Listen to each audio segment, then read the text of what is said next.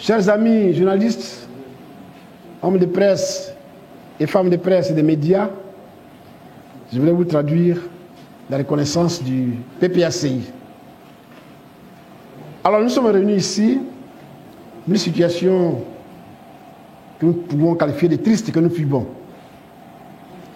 Le samedi 2 août 2025, le procureur de la République, auprès du tribunal de première instance d'Abidjan, a communiqué au sujet des violences survenues dans la nuit du vendredi 1er août 2025 à Yopougon.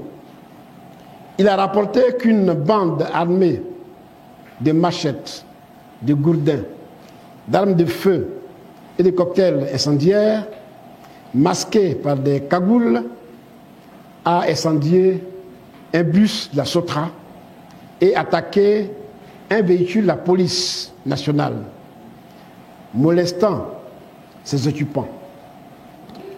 Le procureur a assuré que tout sera mis en œuvre pour retrouver les auteurs, les complices et commanditaires de ces actes. Voilà ce qu'a dit le procureur. Mes chers amis d'entrée de jeu, je voudrais vous dire que le PPACI, notre parti, condamne fermement ces actes de violence et exprime sa compassion aux victimes.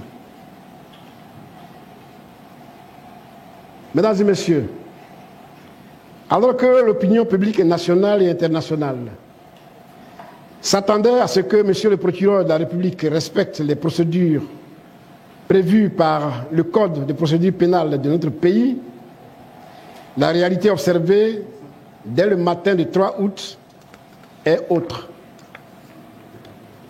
Une vague de répression s'abat illégalement sur nos cadres et militants.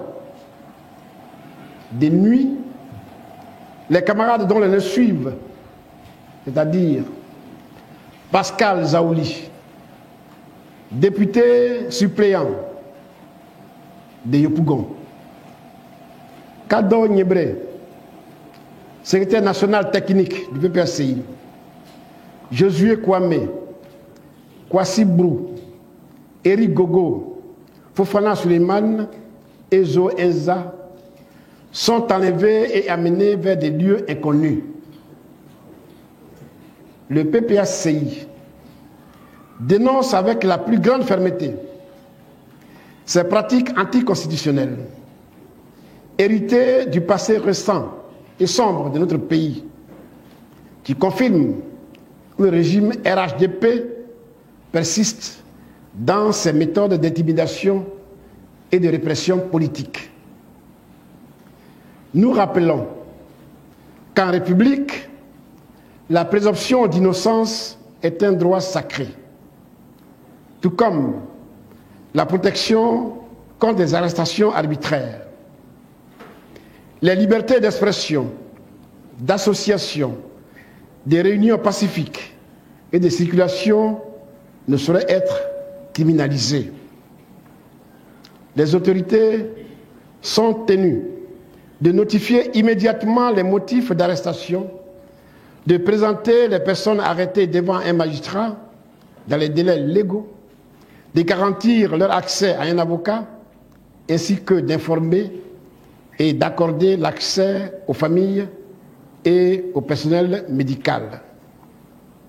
Si le service de sécurité dispose d'éléments à reprocher à nos camarades, ils doivent les convoquer dans le strict respect de la loi et non les enlever dans l'ombre de la nuit. Ces arrestations arbitraires portent atteinte non seulement aux droits fondamentaux des citoyens, mais aussi à la décrispation politique et à la cohésion nationale que tout le peuple ivoirien appelle de ses vœux.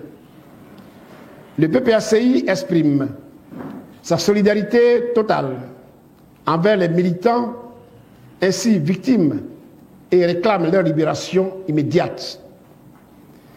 Nous alertons par ailleurs sur la montée inquiétante de la violation des libertés constitutionnelles, en particulier à quelques mois de l'élection présidentielle d'octobre 2025.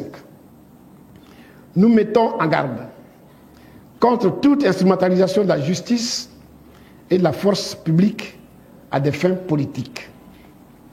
Le PPACI exhorte le pouvoir en place à cesser ces pratiques déshonorantes et à se conformer pleinement aux exigences de l'État de droit en assurant la sécurité et la liberté de tous les citoyens et tout particulièrement des militants de l'opposition.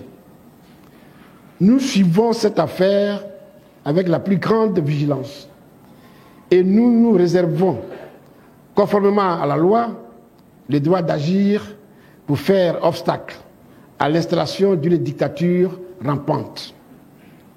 Le PPACI rappelle que la Côte d'Ivoire a reconnu la compétence de la CPI pour les crimes commis après le 1er juillet 2002 en ratifiant les statuts de Rome dès 2013. Le PPACI donc se donne le droit de dénoncer ces cas d'arrestation arbitraire, d'enlèvement clandestin, de mauvais traitements et de persécutions à caractère politique. De même que nous nous préservons dès maintenant le droit de saisir des organisations des droits de l'homme. À nos militants, sympathisants et à tous les Ivoiriens attachés à la paix et à la souveraineté, nous disons, ne vous laissez ni intimider, ni détourner par ces actes désespérés du régime RHDP.